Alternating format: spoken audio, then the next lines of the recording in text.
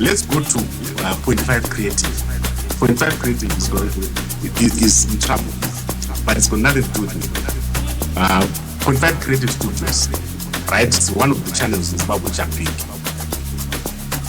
Let's go to videos. Point 5 creative studios is one of the channels in Zimbabwe which are big. Point 5 creative studios is one of the channels in Zimbabwe which are big. Point 5 creative studios is one of the channels in Zimbabwe which are big. Point 5 creative studios is one of the channels in Zimbabwe which are big. Yeah, DJ one. Are you right? Did you right? What would the DJ one? Ndakambotaura kuti vanhu vekuzimbabwe vakafafungwa. Iyo new generation yose iripo yakazvagwa after Hondo. Navamwe vakanga vachinzi vakaenda kuhondo vanga vasina kuenda kuhondo.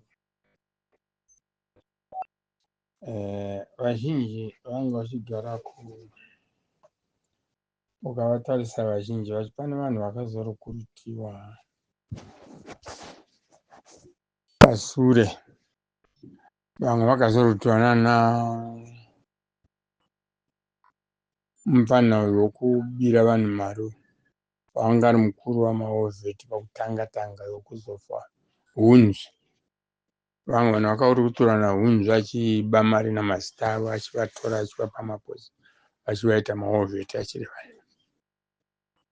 Saka dambudziko guru rakaita rinoitwa namazimbabwe kumhanyira mberi. Isusu tichikura takadzidziswa kuti chero muhondo chaimo, if you go forward unofa, if you go behind pakupedzisira ushure unofa.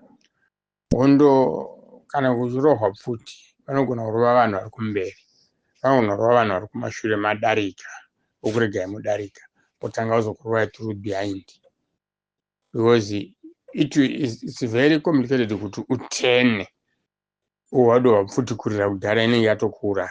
Saka people vari targeted nehondo kazhinji vanhu vari kumberi nevokumashure. Vanhu vari pakati they can be killed through ndega. Ivavo inouraya vese, but vanhu vekuzimbabwe vanomhanyisa. Ndakataura rimwe gore ndikati Geza achitanga ndikati imwe vanhu kana Geza ane chokwadi naChiwenga vane chokwadi ngavabudise V11. Ini ndakatanga kutaura nyaya ngavabudise V11 so far. Sharp kida kiri plan ina hela mtu atatse nyamesi akitaibona. So Mr. Holly ndambotaura nomwe munhu very sorry, asina option yokukata. Saka nyaya huru iripo Mr. Holly ndeyekuti kibo walifona uti unari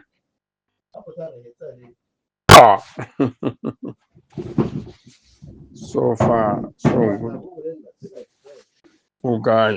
Ukacherechedza vakomana vanovurawa navanhu va idhiri ravo vanhu vava vose vakadai maitiro avo.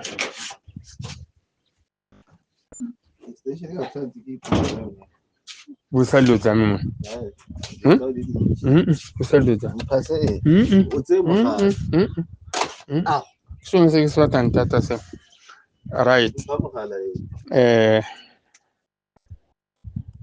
Kuimba yokune mihala yakawanda wakakura stere tarisa ubone. Saka vana vanouraya vanhu. DJ Holly vanouraya vanhu isystem yavo. Ndakazvitaura kuti manzimao dzikisai pfungwa dzenyu, fungai zvakanaka, regai kumhanya. Chakadai chinotambudzika vanhu vanotanga kutrepiwa nenhamo, vanokirete gwadambudziko. Kana vakirete gwadambudziko votumigwa munhu futi same person ari kubva mudare rekukireta dambudziko ravo kuti vavabate vavaponde. So now ndio patine dambudziko guru ipapo DJ Hall.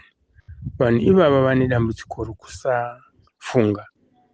Akangokiretegwa kanhamo kakamurova kanhamo kaya haachadi kufunga. Arohwa nenhamo handiti. Arohwa nenhamo haachadi kufunga. Kuzoti what can I do? Chongofunga kumirira kuti pakaita kamukana. Ivo vanobudisa kamukana kaya ndivo futi vakireta nhamo. Vanenge vachida kuvabata. Kucherechedza izvozvo vanobata vanhu vakawanda DJ Hall. Vanobata vanhu vakawanda vakomana ivava. Vanotuma vanhu kuita maring leader. Vatuma vanhu kuita maring leader.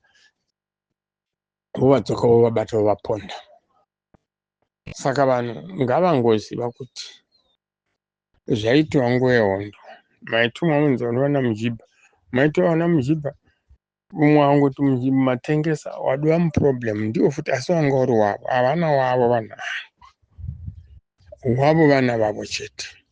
Wavo vana vavo chete. So far so good. Hakuna zvimwe zvinhu zvamunogona kuita kuzvo kuti muteerere zvedu tichikuudzai chokwadi. Kana mateerera tichikuudzai chokwadi, then moita go forward. Ndoda kukuudza DJ Hall. Teerera vanhu vateerere zvavanoita. Vakamhanya nachamisa vakadini ndichivaudza kuti hey guys, group rose rana chamisa vana anzani vana biti vanhu vakaendeswa kuchikoro neZANU-PF. Saka zvino vakauraya Tsvangirai. Tsvangirai anga ari munhu ari woga mukati mebato reMDC. Ruzhinji vava maZANU-PF members.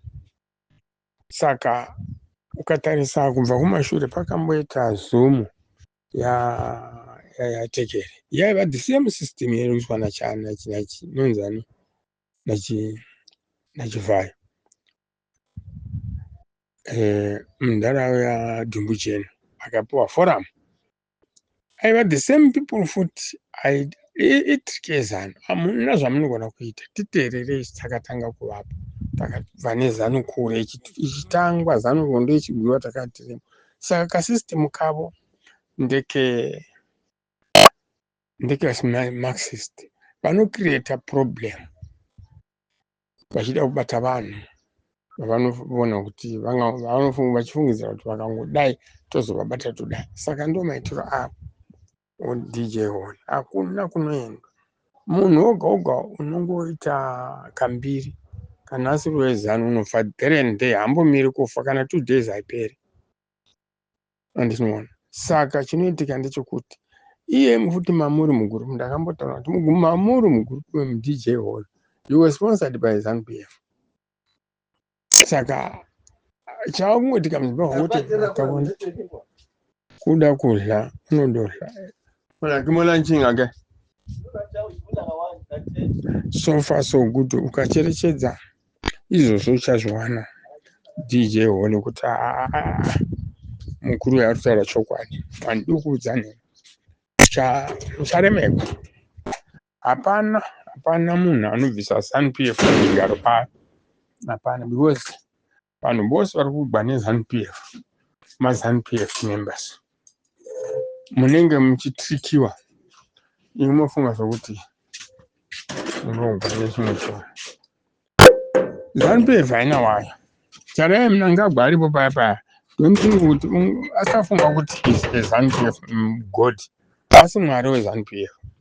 Zvavakaita Mugabe, zvavakaita Tomugara, zvavakaita Joshua Nkomo, system iri muground reZANU-PF.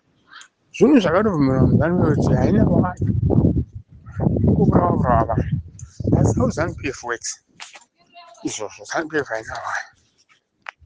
Saka ndandikuudze izvozvo. Uripi uyu mukomana mujuru uripi? Akaitwa sei? Mugabe akaitwa sei? So that is what ZANU-PF.